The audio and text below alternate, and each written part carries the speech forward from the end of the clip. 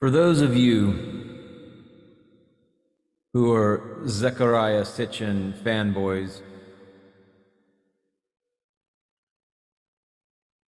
let me say this. While I do maintain and recognize the fact that there was my life before I read The 12th Planet by Zecharia Sitchin, and there was life after reading The 12th Planet by Zecharia Sitchin. I respect the exhaustive research that Zecharia Sitchin has done, that he's had devoted his life to. Rest in peace.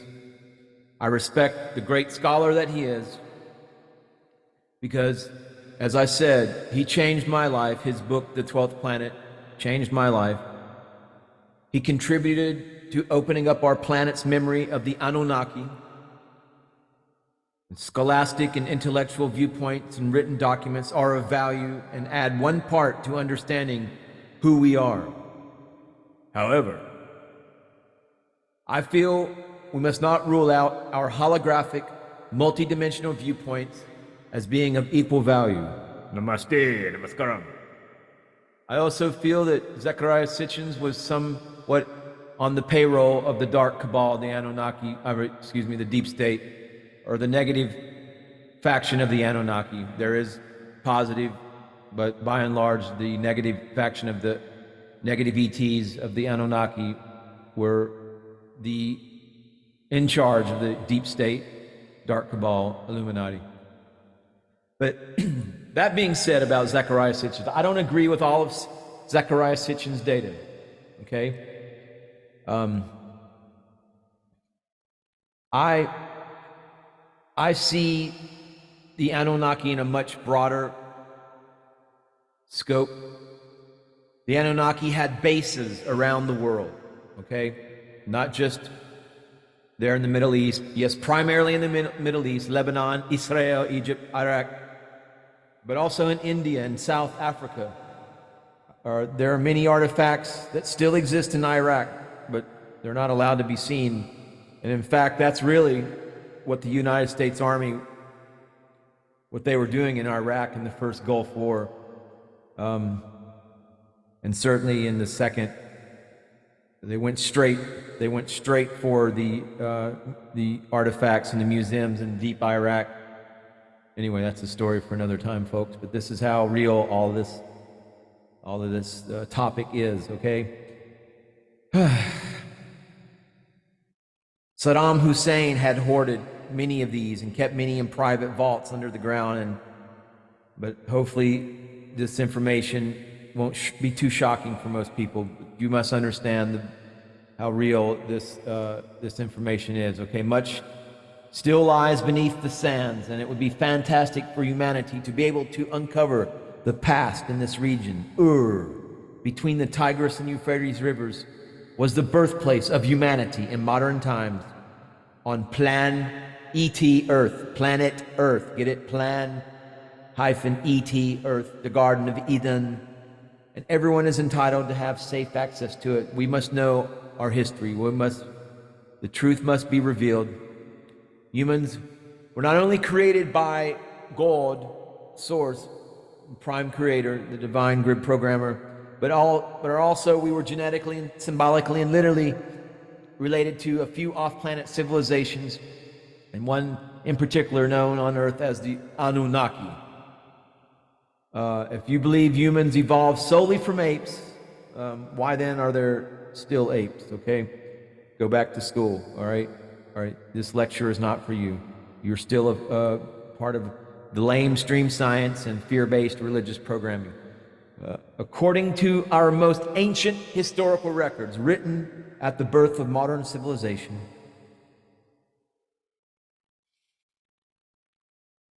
$200,000 years ago, a small population of advanced beings called the Anunnaki began developing the planet Earth for their purposes. These self-actualized elite spirits resided on Earth in physical bodies, but found their forms inadequate for the physical labors required. Enter Homo sapiens, the iteration just beyond Homo erectus, but enter the human condition. Ancient cuneiform tablet writings from Sumerians and Babylonians of Mesopotamia are clear regarding the original creation and systematic programming of humanity. Cuneiform is the oldest known writing system used by scribes of ancient Babylon to record their wisdom and the history of humanity on clay tablets. Cuneiform is named for its style of wedge-shaped script formed by a reed pen called a stylus. Rather than an alphabet of letters, cuneiform is a system of signs representing things and ideas. These may be combined to represent even more complex signs. Many of the concepts adopted for modern, what I call Mardukite-Zuism, are derived from cuneiform tablets. The Anunnaki introduced complex writing systems in order to program civilization and all parameters of reality for the human condition. As I've made a few videos now to this point about the legendary tablets of destiny, which are the divine truth, the supreme knowledge, and cosmic power of the gods, were first introduced to humanity in a narrative from the most famous Babylonian epic of creation, the tablets. Ancient Babylonians used the tablets of destiny and creation epic to systemize all cosmic knowledge into a workable paradigm, what I call Mardukite-Zuism, a systemology received directly from the Anunnaki. Paradigm, let me define that for you, my dear and esteemed viewer. Paradigm, an all-encompassing standard or religion used to view the world and communicate reality. Systemology, applied philosophies of Mardukite-Zuism combined with personal spiritual techniques and technology effectively demonstrating systematic principles of a paradigm. The Epic of Creation, 7 cuneiform tablets compose the ancient Babylonian Epic of Creation, named the Enuma Elish by scholars after its opening lines. These 7 tablets are the basis for what later traditions refer to as the 7 days of creation. The Epic of Creation tablets describe development of all existences with a divine artistic perfection. The Enuma Elish is the core example of religious literature from Babylon, which served as the basis for ancient Mardukite-Zuism, the first true systemized religion. Life, universes, and everything. The arcane tablets describe the division of the all by the law outside of which is but infinity. The Epic of Creation describes these activities as mythology.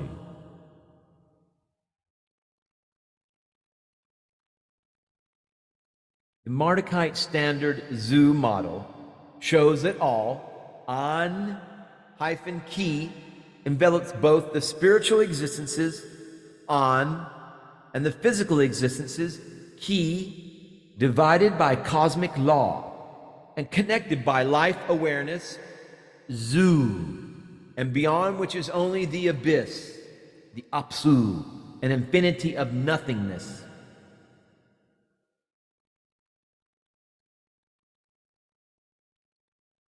Sumerian definitions. Abzu, the abyss, nothingness. Zu, spiritual life or awareness. Anki, all existence, existence. An, the spiritual universe, heaven. Ki, the physical universe, earth.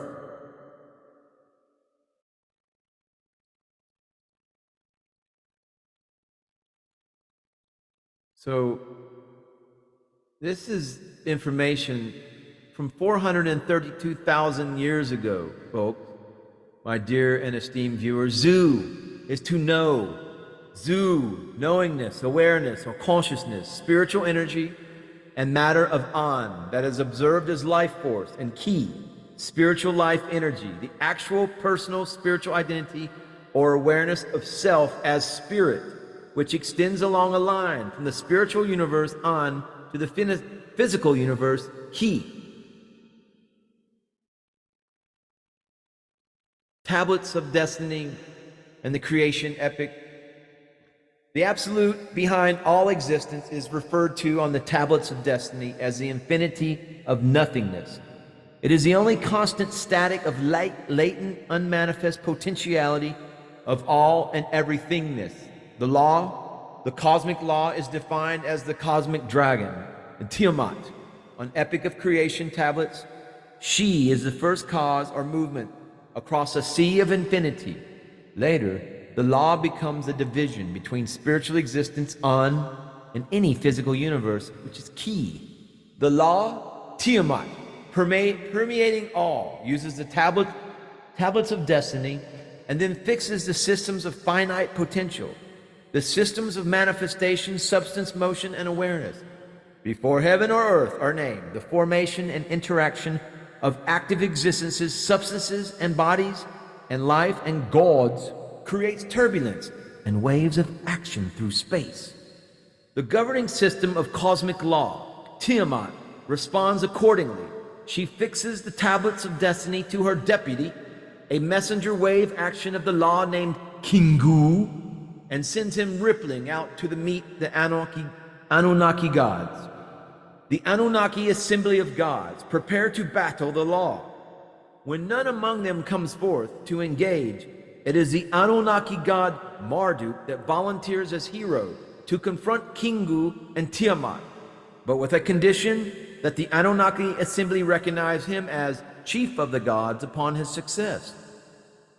When Marduk approaches the law directly, he is flanked by Kingu and the army of ancient ones.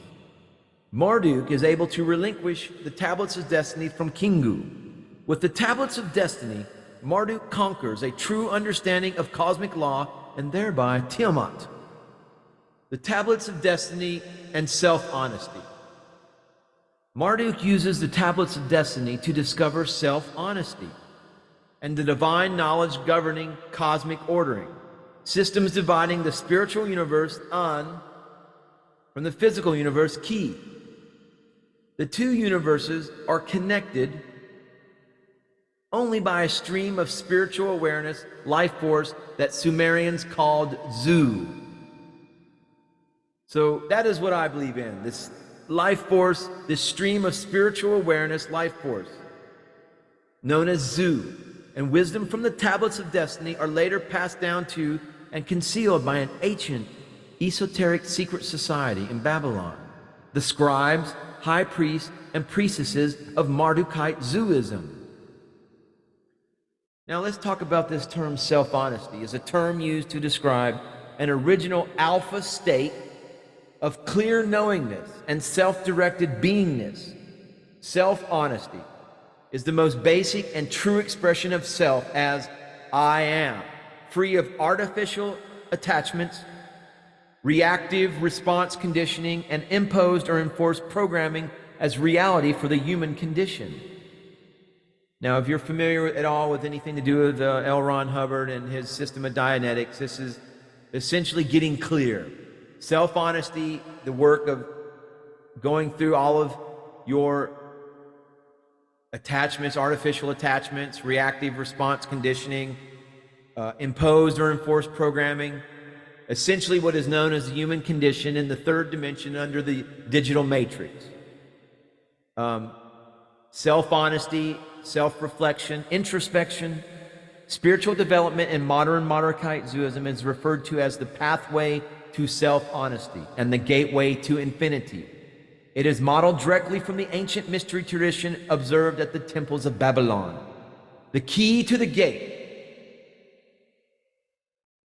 So stay tuned, folks. As we are at the gate, we are at the precipice, the dawn of a new age of meta-human power, of meta-human transcendence into the fifth dimension to claim our light body, our fifth dimensional body of light as we transcend the seven seals, open the gates, the seven gates climb the ladder of light. And the foundation of this pyramid of knowledge and self-ascendancy is self-honesty, or this alpha state of clear knowingness and self-directed beingness. Allow me to reinstate, to reiterate, to repeat, to reinforce. Self-honesty is the most basic and true expression of self as I am, free of artificial attachments, reactive response conditioning, and imposed or enforced programming as reality for the human condition. We're going to get clear, folks. Namaste. Namaskaram.